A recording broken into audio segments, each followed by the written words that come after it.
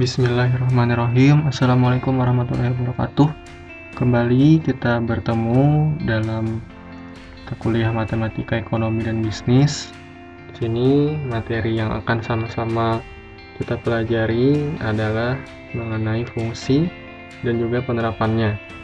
Jadi di sini kita flashback kembali materi yang barangkali pernah kawan-kawan dapat pada saat sekolah menengah dulu, yaitu berkaitan dengan relasi dan juga fungsi. Jadi di dalam matematika, fungsi memiliki definisi, yaitu variabel y dikatakan sebagai fungsi dari variabel x jika nilai variabel y tadi bergantung pada nilai variabel x. Di dalam matematika, fungsi didefinisikan sebagai suatu relasi khusus. Relasi adalah suatu himpunan pasangan yang terurut. Himpunan X dari unsur-unsur X, ya. Himpunan X dari unsur atau himpunan X yang meliputi elemen X dari pasangan relasi XY itu dinamakan wilayah atau bisa juga dikatakan domain dari relasi tersebut. Sementara himpunan Y yang meliputi unsur atau elemen Y itu dinamakan jangkauan atau range. Sehingga relasi itu dapat berbentuk ya XY yang merupakan atau yang terdiri atas X sebagai elemen X dan Y sebagai elemen dari himpunan Y. Contoh misalnya, S ini merupakan suatu himpunan atau relasi dari pasangan dengan wilayah 1, 2. Ya, wilayah 1, 2 ini bisa kita lihat dari 1 ya X, kemudian 2 dan 2 di sini kan ada 2 ya, wilayahnya 1 dan 2. Sementara jangkauan atau range-nya itu adalah meliputi himpunan atau elemen Y 2, 3, dan juga 8. Kemudian berlanjut lagi ke contoh berikutnya. Jika suatu relasi itu sedemikian rupa sehingga setiap anggota dari wilayah relasi hanya berpadanan dengan satu anggota dari jangkauan atau Y tadi, maka relasi bisa kita katakan juga sebagai suatu fungsi. Ya, artinya relasi itu bisa dikatakan fungsi atau bukan fungsi. Contoh misalnya, yang di bagian kiri ini adalah contoh dari relasi bukan fungsi. Karena apa? Di sini nilai dari elemen X yang sebesar 5 ini ternyata punya 2 anggota di jangkauan Y, yaitu 4 dan juga 7. Sementara syaratnya adalah tiap anggota dari domain atau wilayah relasi atau X kita sebut itu hanya diperbolehkan punya satu anggota saja ya di jangkauan atau range. Sementara pada tabel ini 5 ini punya 2 anggota. Selain 4 dia juga punya pasangan atau padanan 7. Sementara yang di kanan untuk elemen 1, 2, 5, 6, 8, 9 ini punya pasangan yang masing-masing ya, punya pasangannya masing-masing. Tetapi bagaimana kalau misalnya kasusnya ternyata di sini 5 pasangannya 4, 9 dan 4. 4 ini punya pasangan yang sama di wilayah atau range X. Apakah ini tetap dikatakan fungsi? Tetap dikatakan fungsi ya. Hanya saja memang untuk kasusnya suatu relasi dikatakan fungsi, maka elemen X ya itu harus punya satu padanan anggota saja di jangkauan atau range Y ya. Kemudian berikutnya, penerapan fungsi dalam ekonomi itu sesuatu yang esensial untuk dipelajari karena model-model ekonomi yang berbentuk matematika biasanya dapat dinyatakan hubungannya dalam fungsi. Jadi jika kita punya himpunan data ya, punya 2 himpunan data yang terdiri dari 2 atau lebih variabel, maka itu bisa kita nyatakan hubungannya ke dalam fungsi, di mana fungsi itu sendiri dapat dikatakan sebagai hubungan antara dua variabel. Contoh misalnya kawan-kawan mungkin sudah pernah juga mempelajari yang namanya teori hukum permintaan dan juga hukum penawaran.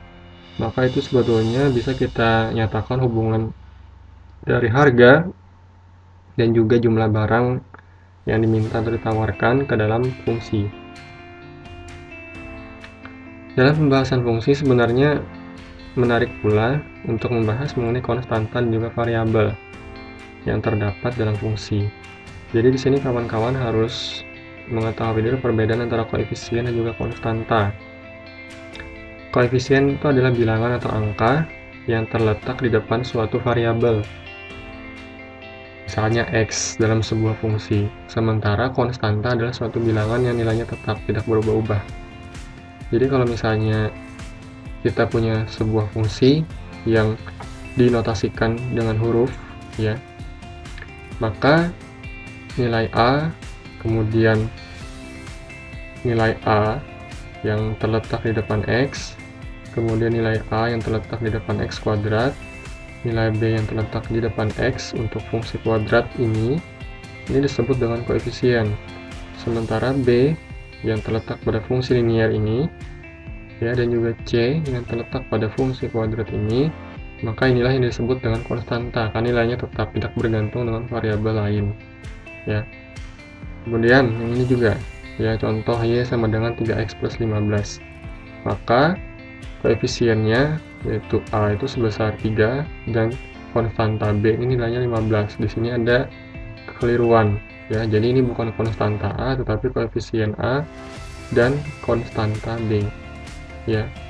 Besarnya A ini sebetulnya dipengaruhi oleh perubahan X, ya, sementara nilai dari B ini tidak berpengaruh terhadap perubahan X. Kemudian variabel. Variabel ini adalah unsur pembentuk fungsi yang mewakili faktor tertentu. Notasi atau tanda dari variabel ini biasanya dinyatakan dengan X, Y, Z, dan seterusnya. Apabila terdapat fungsi, ya, Y sama dengan 3X plus 15 atau Z sama dengan X plus 2XY dikurangi 6, maka X, Y, dan Z inilah yang disebut variabel, karena nilai Y ini akan bergantung dari nilai dari variabel X, dan begitu juga untuk variabel Z yang ada di sebelah kanan, bergantung dari nilai variabel X dan juga variabel Y, ya. Kemudian berdasarkan kedudukannya, di dalam setiap fungsi terdapat dua macam variabel biasanya, yaitu variabel bebas atau independen dan variabel terikat atau dependen. Sesuai dengan namanya, variabel bebas itu variabel yang nilainya bebas, tidak tergantung kepada variabel lain. Sementara variabel terikat ialah variabel yang nilainya terikat atau tergantung dengan nilai dari variabel lain. Contoh misalnya, ya, fungsi itu sebetulnya dapat juga ditulis dengan berbagai cara, ya. Yang paling umum adalah poin 1, ya, Y sama dengan X kuadrat minus 4, misalnya kita diberikan persamaan seperti ini, atau bisa juga Y ini digantikan dengan Fx ataupun Gx, ya. Berarti bisa dikatakan fungsi dari X sama dengan X kuadrat minus 4 atau fungsi dari Gx sama dengan X kuadrat minus 4. Oke, kembali lagi ke contoh mengenai variabel tadi, sudah sama-sama kita pelajari, ya. Misalnya di sini ada contoh fungsi Y merupakan fungsi dari X, Y sama dengan Fx, atau Z sama dengan fungsi dari X dan juga Y. Maka X, Y, dan Z ini disebut juga dengan variabel. Variabel sudah dikatakan tadi bisa terdiri atas variabel bebas dan juga variabel tidak bebas. Variabel bebas itu adalah variabel yang besarannya tidak mempengaruhi nilai dari variabel lain, ya, tidak terikat. Sementara variabel yang tidak bebas itu variabel yang besarnya baru bisa kita tentukan setelah nilai dari variabel bebas kita ketahui terlebih dulu. Contoh, jika diketahui fungsi, ya, dimana di sini Y sama dengan 3X plus 15, maka dalam hal ini X, ya, adalah variabel bebas. sementara Y merupakan variabel yang tidak bebas. Karena apa? Nilai dari X ini ya tidak dipengaruhi oleh variabel Y. Dia seolah-olah berdiri sendiri. Sementara nilai dari variabel Y ini baru bisa kita ketahui setelah nilai X ini kita tentukan terlebih dahulu. Ya. Oke, jadi jika X ini sama dengan minus 6, maka minus 6 ini kita substitusi ke dalam X. Ya, 3 dikali minus 6, minus 18 ditambah 15. Maka akan menghasilkan Y sama dengan minus 3. Begitu juga dengan nilai X sama dengan 0. Maka akan menghasilkan nilai Y sama dengan 15. Oke, apabila sesuatu nilai dari X disubstitusikan ke dalam persamaan atau rumus suatu fungsi, maka hasilnya adalah nilai fungsi yang berpadanan dengan nilai X tersebut.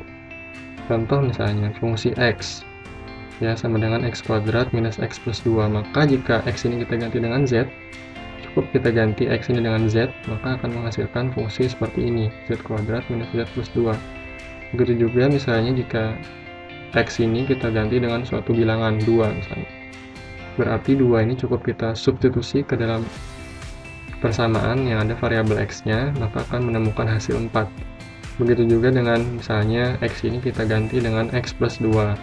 Maka variabel X ini kita ganti dengan X plus 2 kuadrat dikurangi X plus 2 ditambah 2.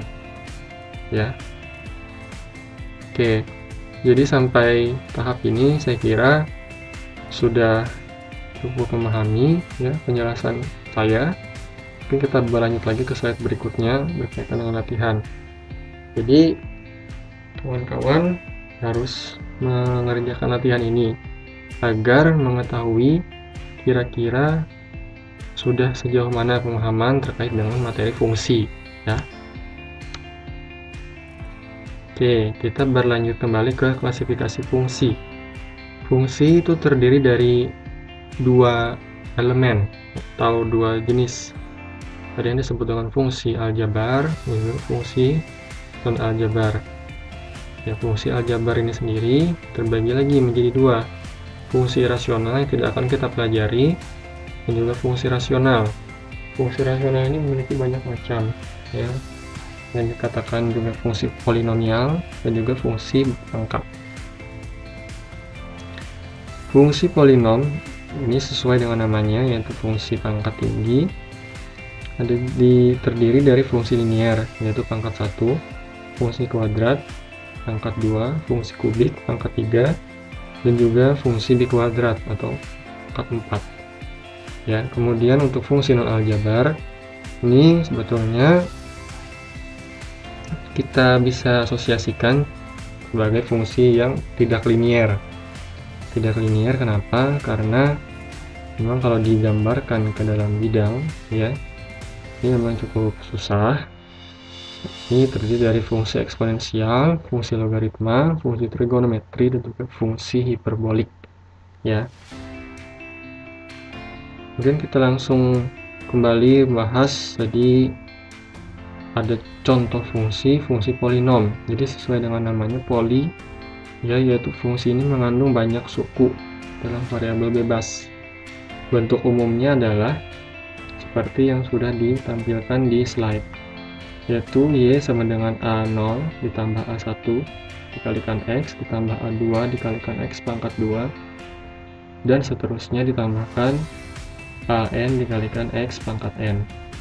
Pangkat tertinggi pada variabel suatu fungsi polinom itu mencerminkan derajatnya, serta mencerminkan derajat fungsi. Maksudnya adalah, misalnya fungsi polinom ini terputus hanya pada A0 ditambah A1 X ditambah A2 X kuadrat, maka pangkat tertingginya adalah X kuadrat, yaitu per pangkat 2. Maka ini mencerminkan derajat dari polinom dan juga derajat fungsinya sebesar 2. Berbeda lagi kalau misalkan nanti ada A3 plus A3 dikalikan X pangkat 3, maka pangkat tertingginya adalah pangkat 3. Kemudian kita kembali lagi ke pembahasan. Fungsi linier itu merupakan fungsi polinom khusus, di mana pangkat tertinggi dari variabelnya adalah pangkat 1, berarti terbatas hanya A0 tambah A1X sama dengan Y. Maka bisa dituliskan bentuk umum persamaan linier adalah seperti ini, di mana A0 itu merupakan konstanta, dan A1 itu nilainya adalah suatu bilangan yang tidak sama dengan 0, ya. Fungsi-fungsi lain yang pangkat tertinggi dari variabelnya lebih dari 1 secara umum disebut fungsi yang tidak linear, meliputi fungsi kuadrat, fungsi kubik, fungsi bikuadrat, dan seterusnya. Oke, fungsi kuadrat itu sendiri merupakan fungsi polinom yang pangkat tertinggi dari variabelnya adalah berpangkat 2. Ya, karena berpangkat 2 maka bisa juga disebut fungsi yang berderajat 2. Bentuk umum persamaan kuadrat adalah Y sama dengan A0 ditambah A1 dikalikan X ditambah A2 dikalikan X pangkat 2. Jadi diingat, X ini merupakan variabel yang nilainya tidak diketahui, harus ditentukan terlebih dulu, kemudian juga 0, A1, dan juga A2. A0 merupakan konstanta, A1 dan A2 adalah koefisien, di mana nilai A1 dan A2 tidak boleh sama dengan 0. Kemudian ada juga fungsi eksponensial. Fungsi eksponensial ini fungsi yang variabel bebasnya merupakan pangkat dari konstanta yang nilainya tidak 0. Bentuk umumnya adalah Y sama dengan N dipangkatkan X, di mana N ini nilainya lebih dari 0, ya. Kemudian ada juga fungsi logaritma, yaitu fungsi inverse dari fungsi eksponensial. Variabel bebasnya itu merupakan bilangan logaritma. Bentuk umumnya adalah Y sama dengan N log X. Kemudian ada juga fungsi trigonometri dan fungsi hiperbola. Ialah fungsi yang variabel bebasnya merupakan bilangan-bilangan geometri. Ya, contoh persamaan trigonometri Y sama dengan sin 4X. Contoh persamaan hiperbola yaitu sama dengan Y sama dengan sin hiperbolik 4X. Kalau ini ada kekeliruan ya. Oke, masuk ke penggambaran fungsi. Jadi fungsi itu sebetulnya bisa kita gambarkan, ya, bisa kita gambarkan seperti dua buah garis lurus. Kalau misalnya yang kita amati itu adalah sebuah bidang, sementara kalau misalnya kita punya 3 titik, ya, maka itu sebetulnya bisa kita gambarkan ke dalam ruang, dimensi ruang. Tapi pada pembahasan kali ini kita hanya membatasi pada penggambaran fungsi di dalam bidang, terutama 2 dimensi. Jadi dari gambar ini itu sebetulnya kita bisa melihat ada 2 garis. 2 garis ini seringkali disebut sumbu koordinat. Sumbu mendatar ini disebut sumbu X, sumbu tegak ini dinamakan sumbu Y. Titik potong dari kedua sumbu Y dan juga X ini disebut dengan titik asal, origin, koordinat. Oke, jadi lokasi sebuah titik itu sebetulnya ditentukan dari jaraknya dari sumbu Y. Kalau tegak lurus berarti disebut dengan apsis, ya. Apsis itu letaknya pada sumbu X, sementara jarak suatu titik dari sumbu X yaitu berarti bisa ke arah atas ataupun ke arah bawah. Maka nilai titik tadi itu bisa kita sebut sebagai ordinat, titik yang berada di saran sumbu Y, ya. Jadi dari gambar ini sebetulnya kita bisa melihat ada 4 wilayah, yaitu kalau dalam matematika disebut dengan kuadran. Kalau nilai dari apsis dan juga ordinatnya ini adalah positif, maka titik tadi berada di kuadran 1. Sementara kalau misalkan nilai dari apsis itu adalah negatif dan nilai dari ordinat itu adalah positif, maka titik koordinat itu berada di kuadran 2. Begitu pula kalau misalnya nilai dari apsis dan juga ordinat itu sama-sama negatif, berarti posisi dari titik koordinat ada di kuadran yang ketiga, di pojok kiri bawah. Sementara jika X atau apsis itu bernilai positif, sementara nilai ordinat atau yang berada di sumbunya itu negatif, maka titik koordinat itu berada di kuadran yang keempat, ya. Oke, baik, saya kira pemahaman tadi mudah-mudahan bisa dipahami dengan mudah oleh rekan-rekan semua, ya. Jadi sesuai dengan penggambaran fungsi, maka kita bisa membuat gambar berupa kurva linier jika kita mengetahui kesamaannya, ya. Contohnya misalnya paling mudah itu memang adalah menggambar fungsi linier, ya, karena kita hanya memerlukan dua garis yang mewakili sumbu x dan juga y dan juga fungsinya. Contoh di sini, y sama dengan 6 dikurangi 2x. Maka jika x itu sama dengan 0, kita masukkan x sama dengan 0 di sini, maka y nilainya sama dengan 6. Sementara jika nilai y ini sama dengan 0, ya, nilai y sama dengan 0, maka x sama dengan 3. Jadi kawan-kawan jangan sampai bingung, ya. Jadi kita tinggal membalikkan, mengubah ruas saja. Jadi kalau misalkan ini 0, maka 6 sama dengan 2x. Untuk mendapatkan x, maka 6 tinggal dibagikan 2, maka hasilnya akan diperoleh 3. Maka x sama dengan 0, ini kan pasangannya 6, berarti bisa kita gambarkan seperti ini titiknya. Sementara jika y sama dengan 0, maka x sama dengan 3, berarti 3 pasangannya y dengan 0. Berarti bisa kita gambarkan di sini titik. Nanti tinggal kita hubungkan saja garis ini, ya. Kemudian ini contoh kalau misalnya letak garis atau kurva itu di kuadran pertama. Apakah harus seperti ini? Tidak juga, ya. Kurva linear itu bisa juga posisinya ada di kuadran 2, 3, dan 4, tergantung dari besar kecilnya nilai-nilai x dan juga y. Namun memang perlu dicatat bahwa analisis matematika dalam ekonomi memang lebih banyak memusatkan diri pada kuadran yang pertama. Jadi ini contoh dari penggambaran titik koordinat, ya. Penggambaran titik koordinat, silakan Anda pahami, amati, ya, posisi-posisinya. Kalau bisa digambarkan pasangan dari titik koordinatnya.